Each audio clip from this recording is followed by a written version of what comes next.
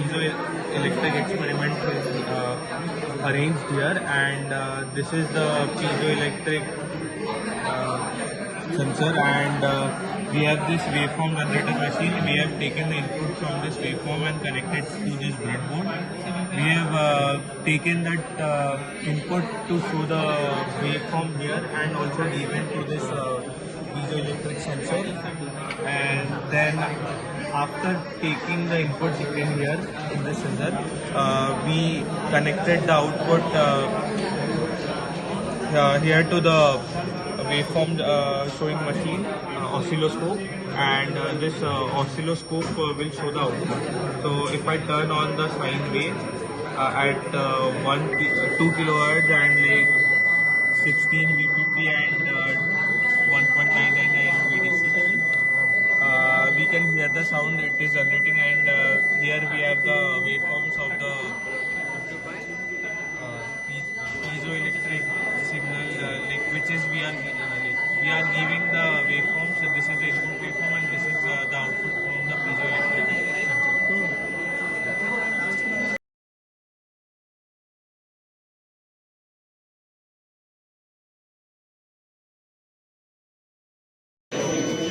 Hello, today I will teach you how to measure different quantities in the oscillometer. So, first we will press the measure button and we will press the channel 1 or channel 2. If I press channel 2, then I have to measure the peak to peak. That is, now I will select it. Then I have to check the phase difference between input and output. That's why I will go down and search for the phase.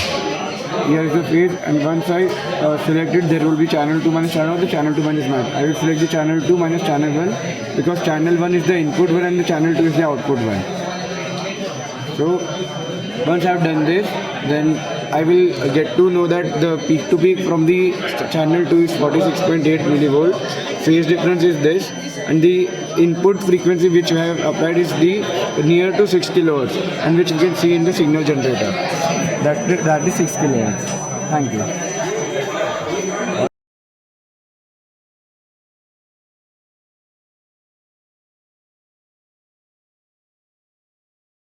We have this assignment right here, and we have made this circuit in practical right now in the lab, and so the given sine wave with 5 VPP 5 volt DC offset, we have got that input from this machine, and it's connected to this breadboard.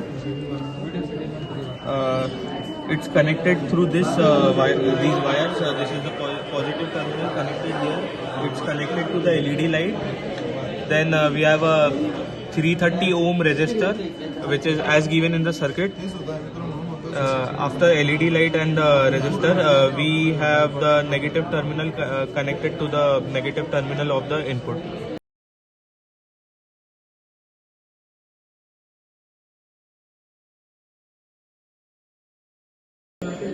For the photodiode, I have taken a 5 voltage source through this voltage generator and connected to the cathode of the photodiode, and through it I have measured the V out across the 10 ohm resistance in the oscilloscope. Here is the diagram. We change the frequency from the signal generator and we see the changes in the oscilloscope. That is the output of the 10 kilo ohm.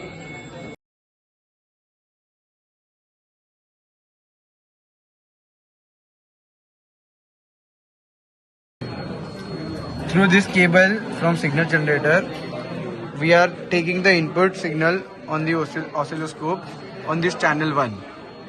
Channel 1 is represented by the yellow line. For the output across the 10 ohm resistance, which we need to plot in the graph, it's in the channel 2 and it has been shown in the in blue line. Hello all, I am Dutt Parmar from group number 21 Tuesday batch. Today I am going to explain how I am increasing frequency from signal generator and watching its output on the oscilloscope. So here I am changing the frequency from 8.8 kilohertz to 9 kilohertz. I am waiting for until it shows the change here. It's getting increased gradually. And once it gets constant, then I will save the point in the pen drive.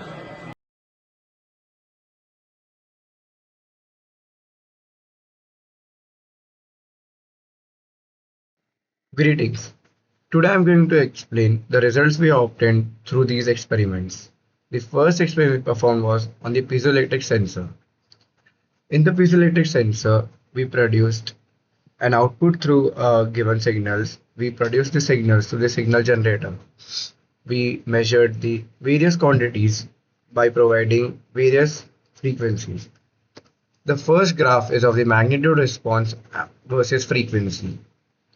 The plots have various peaks and various ups and downs, and the resonance frequencies are marked with the red markers. The resonance frequencies is also helpful in measuring the quality factor. So what is quality factor? The quality factor is a dimensional parameter that describes the damping of an oscillatory system. The formula for quality factor is the delta f by f naught, where the f naught is the resonance frequency and delta f is the bandwidth. The bandwidth is defined as the difference between the frequencies at which the power drops to half. A high Q factor indicates low energy loss, that is narrow bandwidth and high selectivity, while a low Q factor indicates high energy loss, that is broad bandwidth and lower selectivity. As we saw that there are various resonance frequencies marked through the red markers, so there are so these are the quality factors respectively. At 200 Hz, we have found the quality factors near to 2.1. At the 1000 Hz, we have found it near to 0.6 respectively, and at 1600 Hz, it's 3.3, and at 2800, it's 2.76. The second graph was of the phase response versus frequency. As we can see, gradually the phase has been reduced as a whole from 0 to almost -9. We can see there are peaks in these graph also, which might be due to the resonant frequencies.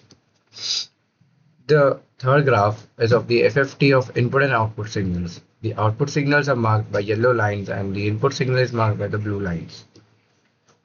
This is the time domain of the piezoelectric sensor. The task to be performed was on the photodiode, and these are the graphs we obtained. First, the photodiode magnitude response in decibels. We can see there is a sharp peak between 10 to power 3 and 10 to power 4. The second point is the 3 dB cutoff. As we can see, between 10 to power 2 and 10 to power 4, there is no 3 dB cutoff, as it doesn't intersect the red line. And the photodiode phase response versus frequency graph, we can see similarly there is a peak between 10 to power 3 and 10 to power 4.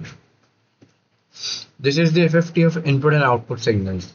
As the output signal is marked by yellow lines and the input signal is marked by the blue lines.